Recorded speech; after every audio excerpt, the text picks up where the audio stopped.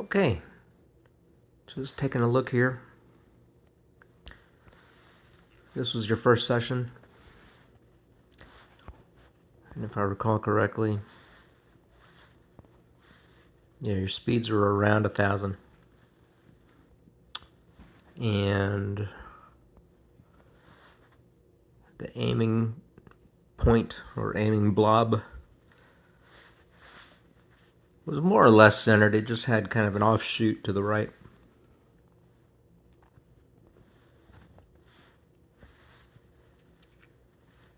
And your speeds, they have a dip down to I don't know, like about 800 or 700, about a quarter second before the shot, and then they rise. So that's pretty normal.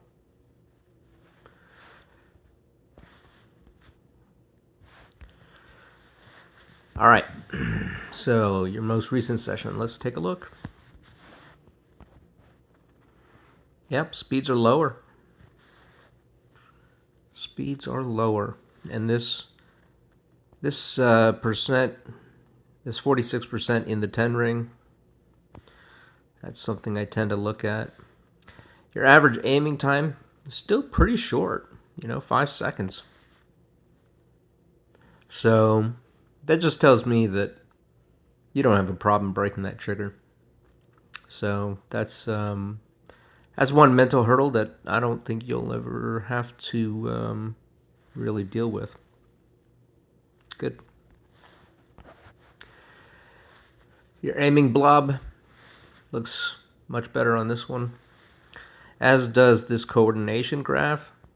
You can see that the X and Y, they're both pretty close to that center. So that's nice. And speeds in this case are dipping down. It's interesting because you said you were taking a little more time. Although the average aiming time was not that much longer, but it shows up here in your speed, where your speed dips to 600 about a quarter second before the shot. So that's nice.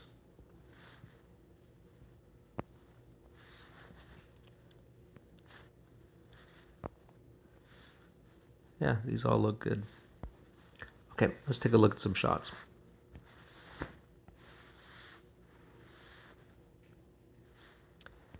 I mean, that's incredible.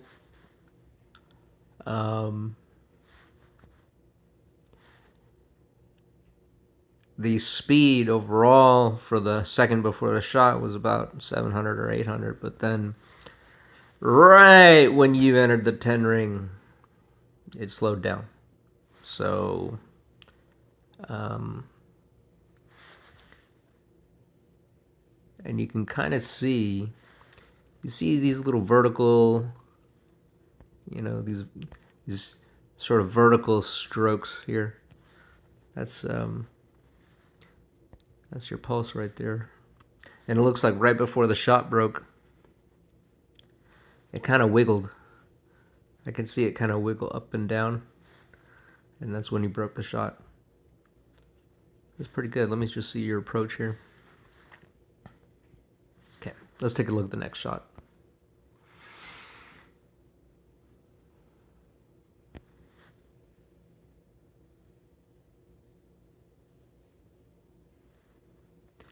So just again, it's just interesting to see the pulse. They're downbeat, downbeat, downbeat, downbeat. So what happened in this case is, looks like you broke the trigger. You were pulling the trigger.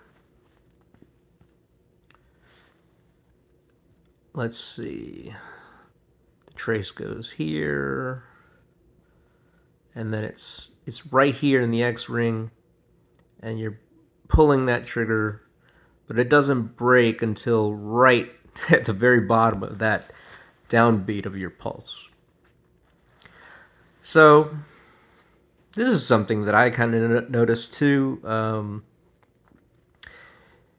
If I have pulse in standing, or if I'm seeing a wobble go up and down and up and down, it seems to me like the reticle, the trace, is the most stable at the top of the pulse. Or it's at least the slowest. You know, I don't know if it's gravity or whatever, but the reticle will go up and pause, and then it will just accelerate down and bounce down. And so I think that's kind of what we're seeing here, is that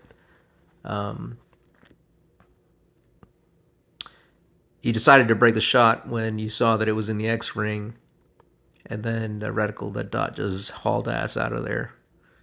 So other than the trigger break, this one looks pretty good. And you can see that the speed was about the same for the second before, mid 700s. But then right as you broke the shot, it was hauling ass out of there, about 900.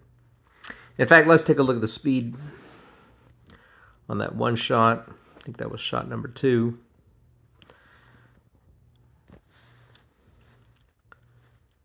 Yeah, and you can see the pulse very clearly here. And I'm pretty sure this downbeat right here, whoops, that downbeat was at the top of the pulse. So similar to this one. So yeah, maybe this is proof that we should be looking to break the shot at the top of those pulses. Let's look at another. So when I look at this one looks different. This one looks different from the other ones. It's got a like sideways pattern to it instead of the, like I can't really identify the pulse in this one. Let's take a look at the video. Yeah, there's one. Yeah, it's just different. It's just different. The only pulse that I see that I noticed was this one right here. It seemed like it had that little pause there. So here's what I would say is, if shots 1 and 2, if those are sort of what you are typically seeing, and if that's what you end up deciding on is your way of generating tens, then then this one, if I were in the scope and I was seeing this, I would probably reset, because that wouldn't be my story, right? So if this shot, if this sort of a trace and this sort of a trace are the kinds of traces that you decide that's your way of generating tens, then then maybe this one I don't break, even if it was a 10. It's kind of your decision on what your 10 trace looks like, and only you can figure that out, just by working with the SCATT and studying the traces, just like we're doing here.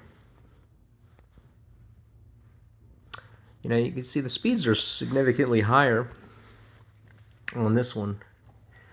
And maybe, we've got this like big sideways movement.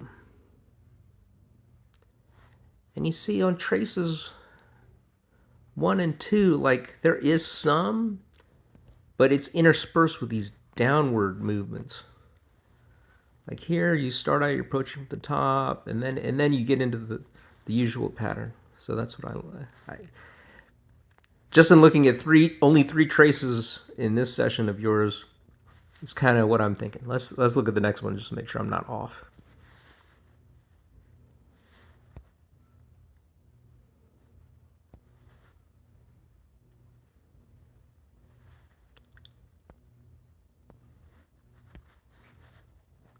I see those down pulses. Yeah, I think I like this one too.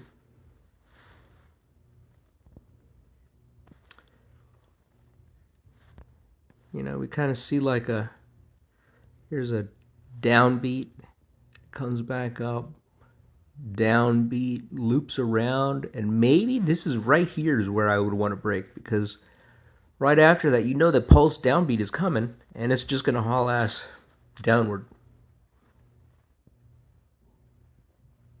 You actually managed to break it after the bottom of the pulse, so you caught it as it was coming right back up. It's interesting. Okay, that's all for now.